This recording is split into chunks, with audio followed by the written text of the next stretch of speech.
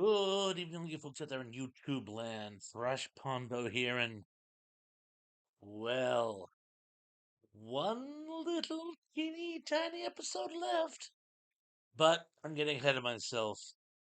Was episode 9 not da bomb or what? I actually could spend more time talking about some of the subtle references and innuendos as I could to the actual story. But I gotta tell you, there I knew that things weren't going to go down in this episode. I knew they had to bring it all the way up to the end, and I was a little disappointed. But I'm like, you got to milk this puppy right to the end. One thing I couldn't figure out is how Tillman knew so early on that things were about to go down. I'm like, well, maybe the governor warned him by not taking his phone calls or what. No, I think he just has a feel for it. When he was made a laughing stock, I think he knew that his friends would all turn on him except for the real crazy ones. And I think he knew the time to circle his wagons. Now, the funny thing is, and they've made a couple references to this already, this is not a long term strategy. This is an end game. This is well, he even calls it like his Masada option.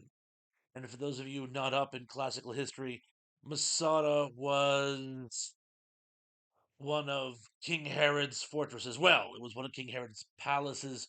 It was commandeered and turned into a fortress after the Romans conquered Israel, and a handful of freedom fighters held out there. And while I won't give the game away, let's just say it did not end well. If it ends that way for Tillman, I know one person won't be too busted up. But again, let's start from the beginning. Okay, so first of all, now we've been dying to figure out what's happening to Gator. And it opens with that great shot in the ice fishing cabin. Of course, the frozen pond, a reference to the first season. And Gator, of course, is just like he's trying to talk his way out of it. When, come on, kid, you know you're not going to talk your way out of this one. You know you were in your overhead to begin with. It's not going to change for you now. And of course, Munch, who's become something of a hero. And you have to remember, yes, he was kind of a bad guy to begin with, but he wasn't really in the bad guy's camp. He was a hired gun. He didn't even know, Dot at the beginning. Handsome saying, "You send two men to get a tiger? Naughty, naughty, no biscotti." But anyway, he gives Gator what I can only refer to as a metaphysical dressing down, and well, things get a little real. And I really never thought I was going to ever feel bad for Gator, because, well, most of what happened when he brought upon himself. And you know what? I didn't. Let's skip ahead. Okay, so we see Tillman gearing up for his final stand, and he's working with Bowman. Now, I just want to say one thing about Bowman before we go further, because I'm going to make reference to this later. Bowman, or, oh, what's the actor's name? I can never remember. Conrad Coates. Conrad Coates, who plays Bowman, is, in my opinion, he is the clone of Woody Strode. He is sort of Woody Strode incarnate. And it's really funny because they keep making references to the windmill scene in Once Upon a Time in the Old West. But more about Leonie later.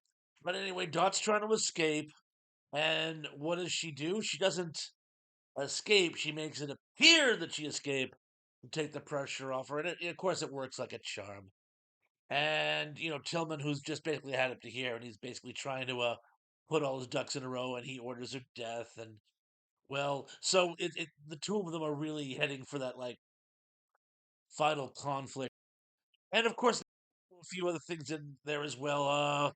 Tillman calls upon his militia friends, and of course they show up because those kind can't wait to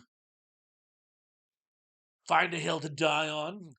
And he gives this very inspirational speech. And when the trucks show up, you expect they're gonna play like "Welcome to the Jungle," or "Balls to the Walls" by Accept. And what do they play? YMCA. I thought my lungs were going to collapse. I was laughing so hard. I am like, that is perfect. That is perfect. But anyway, they get there and they set up camp and they have all their heavy equipment. And it's this really powerful scene. And thankfully, they managed it with the help of Lorraine and some. Oh, also, Lorraine. It sad when Lorraine found out that Danish Graves had passed on. Does anyone else think the two of them were having an affair? It could just be that they were very, very, very close from a professional bond that actually became almost family. I don't know. I think, well, anyway, more about that later. But what I said was at least partially correct. They made sure to get rid of his car and cell phone so that the GPS wouldn't bring them to Tillman's ranch. But of course, even Tillman realized ping the towers. So the cavalry's on its way, and it's not just the state and federal troops. Our FBI friends are finally back, by the way, and they're at least going to be a factor. And also, Whit Farr's back, and I've decided, I have come to terms with what Farr is. Whit Farr is Dot's guardian angel. Yeah, stay with me for a second. Anytime Dot is in need, he shows up. First responder at her kidnapping. When she's being abducted from the hospital, he shows up. He passes her whereabouts onto Danish Graves. He's there when Gator's stealing all her files and stuff. So that's an extension of watching out for. And today it's weird. He's right back in the same spot. He's just hanging out by that billboard waiting for instructions. And zooms right in again with some FBI troops. So yeah, I honestly think that he is literally Dot's guardian angel. If you want to attack it from a metaphysical standpoint. Oh, and yes, wasn't it cool? We now finally know one way or the other. Yes, the former Mrs. Olmsted in Dira, she did take Lorraine's offer and is working in her office. Um, so let's see, what do we have so far? Gator's being tortured by Munch, and the feds are arriving at Tillman's ranch to be in a standoff with I can't say on the stray's face. Uh, Odin Littles, or as I call them, Little Odin's uh, band of merry men. Oh, and by the way, he makes a reference. By the way, I don't know if they're making fun of militias or just. Well, anyway, he asks Tillman. He goes, "So, are you Hitler in the bunker or Hitler in the Reichstag?" Meaning the winner or the loser. And I'm like, student of history here. Either way, he ends up in the same spot. So you might want to think of a different historical figure, or possibly two different ones, when you want to try to sound intelligent. But what do I know? But anyway, so Dot's trying to get off the property, and she's doing a heck of a job. But of course, they tell her to hide someplace where Tillman won't think to look for her. And literally, as my mind was clicking the windmill, they splash it on the screen. It's like a subliminal shot, and she decides that's where she's going to hide. But of course, Tillman, who's been one step ahead of her, more often than not, he goes, she'll probably hide someplace where we wouldn't think to look. And so he sends Mr. Coates, Bowman, with a couple of men to the windmill. Now, here's something really interesting. For those of you who remember Once Upon a Time in the Old West, uh, Woody Strode shows up with two henchmen, Jack Elam and what's good thing I have notes tonight. Al Mullock, and all three of them get killed tonight. The three men go to the windmill. Spoiler alert, and all three of them get killed. And I'm like, Louie. Oh, and here's another one for you. The Al Mullock, he was also in another Leone movie. He was in The Good, the Bad, and the Ugly. He plays the character who loses his arm in the gunfight with Tuco. When you have to shoot, shoot, don't talk. The name of the episode is The Useless Hand. Again, and of course, Clint Eastwood was also known as Manco in For a Few Dollars More, which of course means, well, there's a couple of different meanings, but it can mean a an animal with a lame paw or someone who's missing an arm. So, like I said, there's a lot of references in this one. But who was she saved by? And remember a while back, I said, wouldn't it be kind of a kick if Old Monk or Muds, whichever you prefer, proved to be an ally?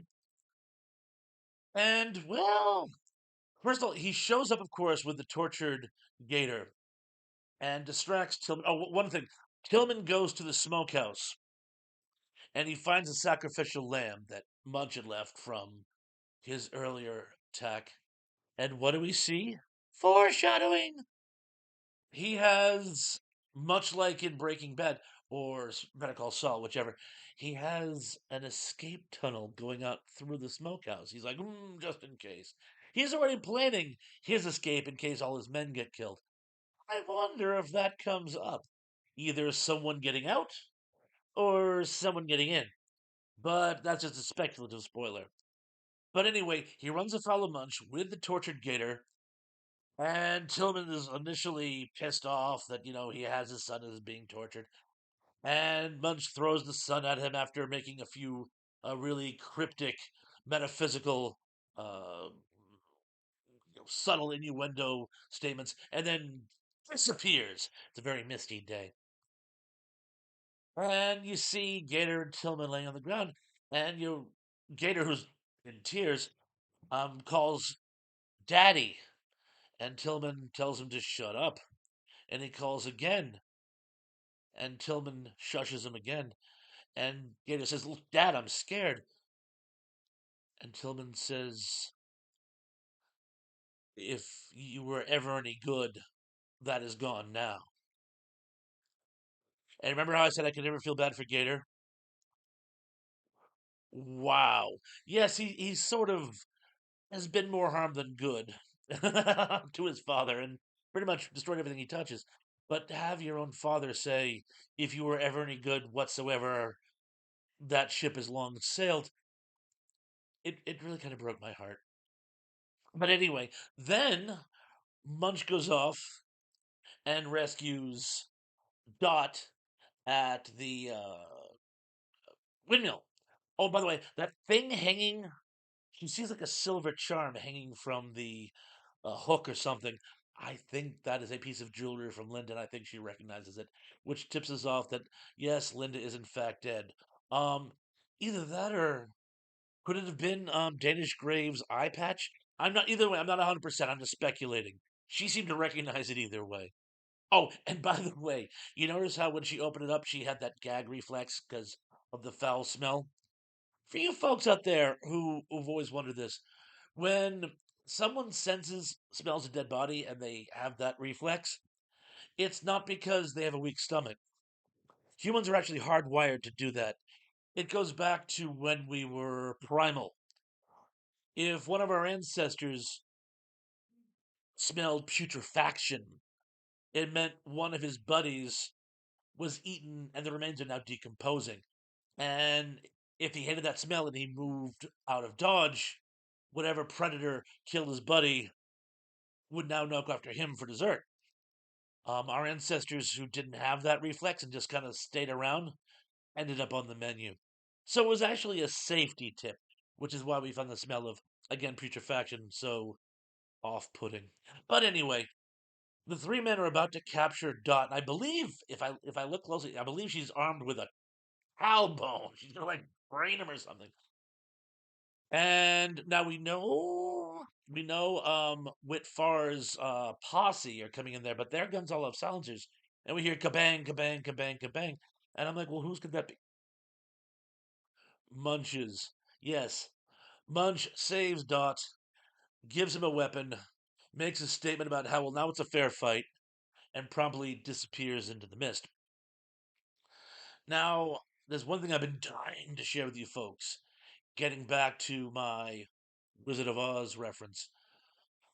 Remember how I said, uh, if she's Dorothy, she's saved by the Tin Man, by the Scarecrow, and by the Cowardly Lion. Now, we've already seen the Tin Men slaying for a police officer, Wit Farr as her guardian angel. Scarecrow, Mudge just looks like a scarecrow. Fact here. There's one more. The Cowardly Lion. Remember when she was on that phone right before she knocked Karen unconscious? Oh, wasn't that a satisfying scene too, by the way? When she called her husband, he was able to figure out where she was by Star 69. He knows where she is. Something tells me, in a bit of protective husbandage, he and I bet you any amount of money, because he can't leave her alone. I bet he brings Scotty. I bet they hop into that car. He drives to that ranch, and somehow he's involved in her rescue. So the Cowardly Lion will be present at the final stand. Now, again, this is Fargo. I'm not expecting a happy ending, or at least not a completely happy ending. Some people, the good guy's scorecard isn't going to stay where it is. But I really think it's going to be a satisfying ending, and I can't wait for it. But that's all I have for you now. So, well, and you know what point we're in now. Don't forget to like and subscribe. Please leave comments below. Tell me what you think. Am I right? Am I wrong? Am I right in some areas, wrong in others? You tell me. And try to forward this, share it with people who are also Fargo fans. There's a lot of Fargo fans out there. Anyway, but until my next video, keep your fingers crossed. Within a look at all, I have another surprise video for you this week. It's not going to be on Fargo, but it's going to be a film review, which should be a lot of fun, time permitting. But anyway, until then, be good, be safe, be careful, and I'm looking forward to seeing you all again very, very, very, very, very soon. Peace.